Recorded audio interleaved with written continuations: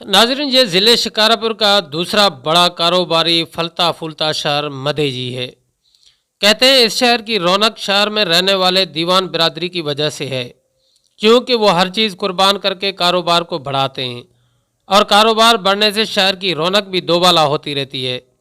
मगर अफसोस से कहना पड़ता है कि कुछ अरसे से मधेजी शहर की दीवान बिरादरी को डकैती, चोरी, लूटमार के साथ मुख्तलिफ हरबों से तंग करके शहर छोड़ने पर मजबूर किया जा रहा है। अभी थोड़ा ही अरसा हुआ है कि शहर के दो मशहूर डॉक्टर नानक रामदास और प्रभदास शहर छोड़ के चले गए हैं, जबकि 2 महीनों से डॉक्टर राजकुमार भी गायब हैं।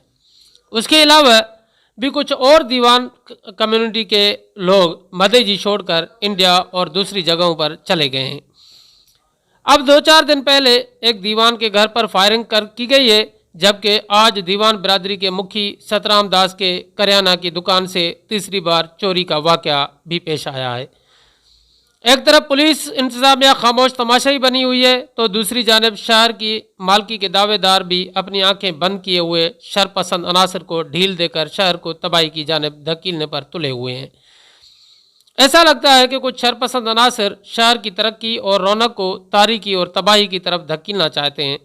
शहर के शऊरमंद लोगों की इंतजामिया को फौरी तहरुक लेने की अपील की है। दूसरी जानिब मुखी सतराम दास के बेटे सुमेत कुमार और रमेश लाल बजाज ने चोरी के वाक़े पर तबसरा करते हुए कहा, सुबह से जे मां दुकान खोलियुमि त मां जेका सफ़ाई करण लॻुमि त काउंटर जे ओरियां रेज़े वारो खानो आहे, हुन में रेज़ो बि न हुयो ऐं कुझु सामान बिखरियल बि पियो हुयो।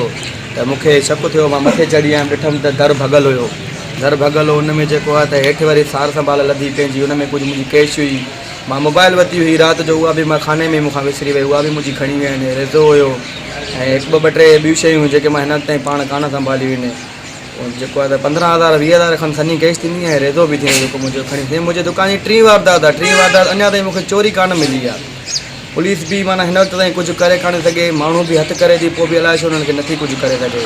पोइ या त हाणे असांखे छॾिणो पवंदो, या त हिननि सूरत में इन त हे मधेजी छॾनि। जीवन असां सां 5-6 वारदात थी आहे, लगातार थी आहे। हुनजे बावजूद बि पुलिस कुझु नथी करे पई। हाणे बि सुबुह पुलिस वारनि ॾे विया आहियूं, उहे 15-20 मिंट रखी करे पोइ आया आहिनि। हुनखां पोइ वारदात ॾिसी विया आहिनि। अञा ताईं हिन वक़्त ताईं कुझु बि हुननि जो एक्शन न खटियो आहे। तव्हांजो नालो? मुंहिंजो नालो पंहिंजो सुमित कुमार आहे, मां पुटु सतराम दास जो आहियां। जी। सॼे शहर में जेको आहे इहो ज़ुल्म लॻो पियो आहे, ईअं न आहे त सिर्फ़ु असां दीवाननि सां आहे, हर माण्हू सां ज़ुल्म आहे। राति हिते मधेजी शहर में ॿिए हंधि बि चोरी थिए पई, उहा सुजाग थी आहे, जंहिंजे पोयां लॻा पर उहे चोर भॼी आहे। पर नाहिल असांजी पुलिस आहे हिते, चौकीदार असांजा नाहिल आहिनि, जो गॾु खाइण वारा बि माना जेको आहे चौकी सही नथा ॾियनि। महीनो थिए थो, पंहिंजा पैसा सभिनि खां वठनि था, त उन्हनि खे उहो जो ॾियणो खपे। पर इहा ग़लति ॻाल्हि आहे, रोज़ चोरी असांजी या ॿिए जी छो थिए? अमुन खपे असांखे, महिरबानी करे, त असां हितां लॼण लाइ तयारु आहियूं। तव्हांजा मुतालबा छा आहे? असांजे मुताबिक़ असांजी चोरी वापसि, अॻु में बि असांखे हिते जेको आहे टारगेट करे आने, सदाईं जेको आहे असांखे टारगेट कयो वियो आहे। असांजो वॾो जेको आहे, असां शिकारपुर SP खे जेको आहे अर्ज़ु था कयूं, महिरबानी करे असांखे जेके बि शहर में बदमुनियूं आहिनि उहो दुरुस्त कयूं वञनि। चोरियूं जहिड़ियूं थियनि थियूं वापसि अमलो पुलिस जो वधायो वञे।